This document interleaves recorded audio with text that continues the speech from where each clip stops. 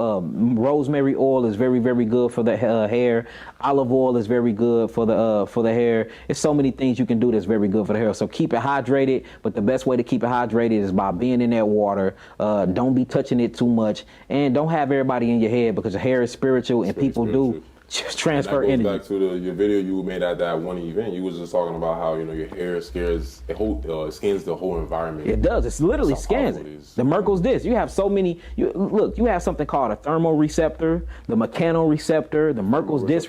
Yeah. Like thermoreceptors is connected to the branch of your hair, the root. You have another one called a mechanical receptor. It's actually connected to the bottom of your hair follicle. You have another one called the Merkel's disc. It's connected to the capsulin. All of these are sensory receptors that's connected to your hair that scans the environment. Because we remember, we are only looking. I'm looking at you right now through my eye senses. I've never really seen you. I felt you, but I've never seen you.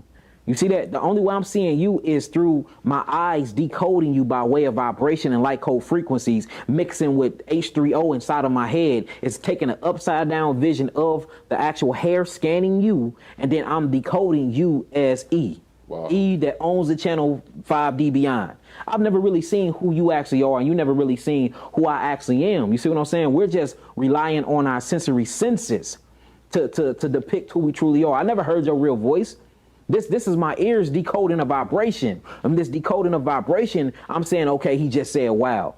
I never tasted real food. Them are my taste buds, receptors on my tongue. And that's the reason why we have to create our own environment, because there's a people in control of our senses right now. That's why we love the fast cars. We love the Gucci. We love the Prada. We love the chicken. We love all of these different things that are bad for us, because we got a people that's promoting and creating our culture and creating our environment. And they're feeding our sensory receptors what they want to feed us to keep us acting as consumers, man.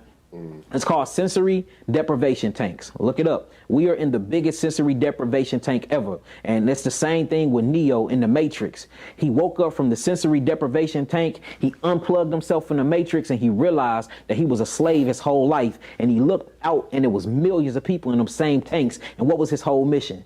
To unplug all of them from the Matrix. And that's my mission right now.